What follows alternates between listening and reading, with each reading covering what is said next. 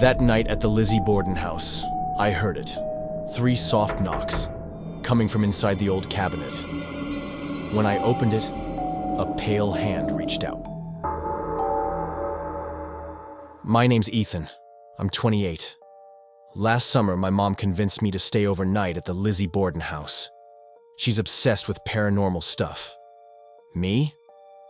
I didn't believe. Not really. But from the moment we arrived, something felt off. The house looked normal enough, but the air inside felt heavy, like the walls were holding their breath. That evening, the guide took us room to room, pointing at old bloodstains, telling stories of murder. But my eyes kept drifting to the cabinet in the dining room. It wasn't even part of the tour, but it felt like it was waiting. After the tour, the others went to bed, but I stayed in the dining room, staring at that cabinet. Then, I heard it, a soft tapping from inside. "Mom, did you hear that?" I asked. She waved me off, already halfway upstairs. The tapping grew louder. My chest tightened. I stepped closer. The handle felt cold in my hand. Slowly, I turned it. Inside, darkness, and then a whisper. Cold. So cold. My breath caught, and in the flickering light, I saw a pale face staring back from the shadows. That night, I couldn't sleep. Around 2 a.m., I heard it again, the tapping. But this time, it wasn't from the dining room. I sat up in bed. My mom was asleep, breathing quietly. The tapping grew louder, closer. I stepped into the hallway. A dim flicker of light glowed under the dining room door. I moved down the stairs, each step creaking beneath me. Then, a soft giggle. I froze. I pressed my ear against the door. Silence. Slowly, I turned the knob. The dining room was empty, but the cabinet door stood wide open. On the floor, tiny wet footprints, leading from inside the cabinet, across the room, straight to the door where I stood. I followed them with my eyes, to the mirror. And in the reflection, I saw him, a small, pale boy, standing inside the cabinet, smiling. But when I turned around, the cabinet was empty. I stepped closer. The footprints stopped right at my feet. Drip. A soft, wet sound from inside the cabinet. I leaned in, empty, except deep scratches on the back wall. Thin, jagged, like tiny fingernails clawing at the wood. I stepped back. Behind me, a giggle. I spun around. Nothing. I slammed the cabinet shut. The next morning at breakfast, I asked the guide, "That cabinet, does it have a story?" He paused. "Some say one of Eliza Borden's children hid inside after she killed the others. No one knows how long he stayed in there before they found him." My stomach twisted. That afternoon, I flipped through the photos I took, and in one shot, standing in the shadows of the cabinet behind me, was a pale face, eyes completely black. I haven't been back since. My mom still laughs when I tell the story, but every night, I make sure my closet door is shut and my mirror covered. Because sometimes, late at night, I hear it. Every time I whisper, "Not tonight, please, not tonight." And sometimes, I swear, I hear a voice whisper back, Cold. So cold. The first night at the Lizzie Borden house, I woke up at 3 a.m. Not because of a noise, but because someone was whispering. Jake. My name's Jake. I stayed overnight at the Lizzie Borden house with a small group last fall. Everyone wanted to sleep in the most haunted room. Me? I didn't believe in any of it. So I chose the smallest guest room, quiet, nothing special. Or so I thought. The walls were faded, cracked. An old rocking chair sat by the window. I set up my phone to record just in case. Honestly, I expected nothing. That night, I fell asleep fast. Until something woke me up. At exactly 3 a.m., I heard it, my name. Jake. I sat up. The room was silent, no wind, no footsteps. But the rocking chair, it was moving. Back and forth. Slowly. I reached for my phone. The screen was black. Dead battery. My chest tightened. I whispered, "Who's there?" The chair stopped. For a moment, I thought I imagined it. Then, a single whisper. From the dark corner. Come closer. I grabbed the flashlight, shined it into the corner. Nothing. Just an old trunk, covered in dust. I exhaled, and then, the trunk's lid creaked open. I stepped closer.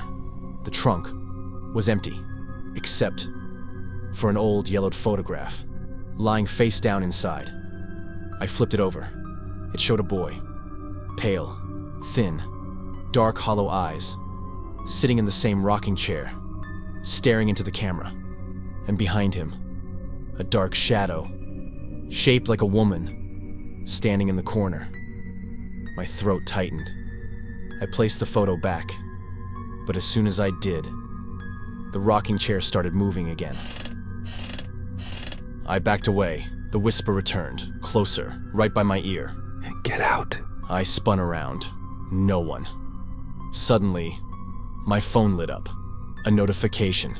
Recording saved, 3 a.m. Hands shaking, I pressed play. Static. Then, a faint whisper. "He's here. He's watching." Followed by a deep, guttural growl. I dropped the phone. The rocking chair stopped. Silence. Until a faint knock from inside the trunk. I ran. Down the hall, pounding on the guide's door. No answer. I turned. The rocking chair stood still. But in the window's reflection, a woman, standing behind the chair, her face pale, lips curled into a crooked smile. Stay. The next morning, I showed the photo to the guide. His face paled. That photo should have been locked in storage. "Who's the boy?" I asked. He swallowed hard. "That's Samuel Borden, Lizzie's younger brother. He died in that room." "And the woman behind him?" Silence. Then quietly, "No one knows." I haven't watched that video since, but sometimes, at 3 a.m., my phone lights up. Recording saved, 3 a.m. I never press play, and every night, I make sure no chairs are facing my bed. And yet, sometimes, I swear, I hear it, that whisper. Jake.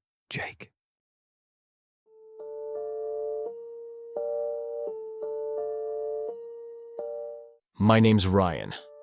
Last winter, I spent a night at the Lizzie Borden house as part of a historical research trip. I booked the smallest room, the one by the back stairwell. Most people don't pick that room, the innkeeper said. I didn't ask why. It was a simple room. A bed, a mirror, and 2 doors. One led to the hallway. The other, supposedly, was locked. It hasn't opened in years, the guide told me. But that night, as I lay in bed, I heard a click. I turned. The locked door was ajar. Just a crack. But enough. Enough for me to see. Darkness.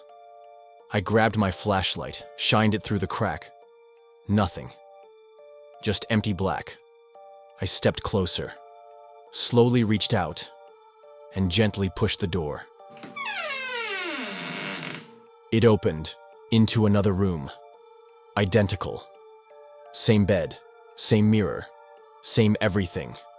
I stepped inside, and behind me, the door closed. I spun around. The door I came through was gone. Only one door remained. The same door I thought I entered from. My heart pounded. I turned to the mirror and froze. The reflection. It wasn't me. It looked like me. But his eyes were dark, hollow, and he was smiling. I stepped back. The reflection stayed, smiling, watching. A whisper echoed from the walls. Come back. Stay with us. I backed toward the door, grabbed the handle, twisted, locked. The whispers grew louder.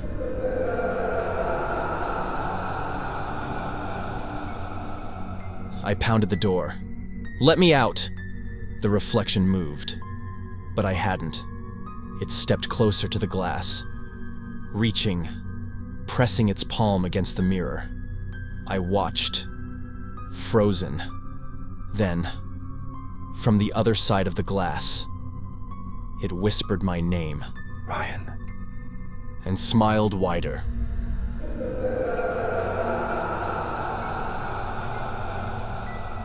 The light flickered. I stepped back. My phone buzzed. A notification. Photo saved. My hand shook as I opened it. It was a picture of me, standing in the room. But in the photo, there were two of me. One standing in front of the mirror, and one standing behind me, smiling. I dropped the phone, looked up. The reflection in the mirror was no longer standing still. It pressed its face against the glass and whispered,